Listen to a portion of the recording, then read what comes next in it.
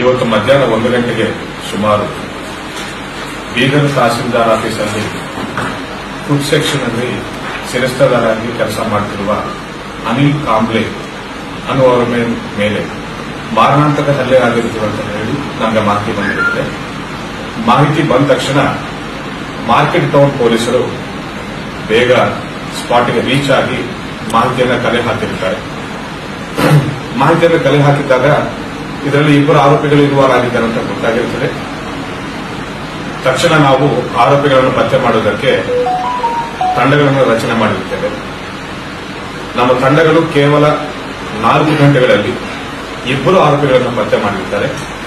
2 ಆರೋಪಿಗಳು ಕೂಡ ಅಣ್ಣ ತಮ್ಮಂದಿರಾಗಿರುತ್ತಾರೆ.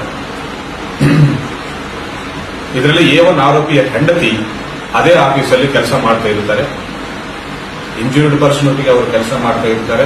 ಅವರೊಟ್ಟಿಗೆ ಆತ್ಮೀಯವಾಗಿ ಬೆರೆಯುತ್ತಿದ್ದಾರೆ ಅನ್ನುವ ಸಂಶಯದೊಂದಿಗೆ A1 ಇದನ್ನೇ ಪ್ರಶ್ನೆ ಮಾಡಕ್ಕೆ ಹೋಗಿ ಅಲ್ಲಿ ಜಗಳ ಆಗಿ ಕೊಲೆ ಮಾಡುವ ಉದ್ದೇಶದಿಂದ ಚಾಕುದಿಂದ ಅವರಿಗೆ ಇಂಜೂರ್ಡ್ ಪರ್ಸನ್ಗೆ ಇರಿಸಿ ಮಾರಣಾಂತಕ ಹಲ್ಲೆ ಮಾಡಿರುತ್ತಾರೆ. ಇಂಜೂರ್ಡ್ ಪರ್ಸನ್ ಹಾಸ್ಪಿಟಲ್ ಅಲ್ಲಿ ಅಡ್ಮಿಟ್ ಮಾಡಲಾಗಿರುತ್ತದೆ. Is for now out of danger. ಒಂದು 7-8 ಸ್ಟಿಚಸ್ ಆಗಿರುತ್ತವೆ.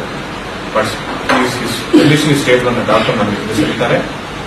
ಹಾಗೂ 2 ಆರೋಪಿಗಳನ್ನು ನಾವು ವಶಕ್ಕೆ ಪಡೆದು ಎಫ್ಐಆರ್ ದಾಖಲೆ ಮಾಡಿ ತನಿಖೆಯನ್ನು ಮುಂದುವರಿಸ್ತಾ ಇದ್ದೇವೆ. ಹಲ್ಲೆಗೆ ಯೂಸ್ ಮಾಡಲಾಗಿದ್ದ ವೆಪನ್ ಅನ್ನು ಕೂಡ ರಿಕವರ್ ಮಾಡುವ ಪ್ರೊಸೀಜರ್ ಅಲ್ಲಿ ನಾವಿದ್ದೇವೆ. Crime number 50/24 market police station under section 109, 132, 352 and SC/ST atrocities act ಕೂಡ ಅಟ್ರಾಕ್ಟ್ ಆಗ್ತಾ ಇದೆ ಈ ಕೇಸ್ಗೆ.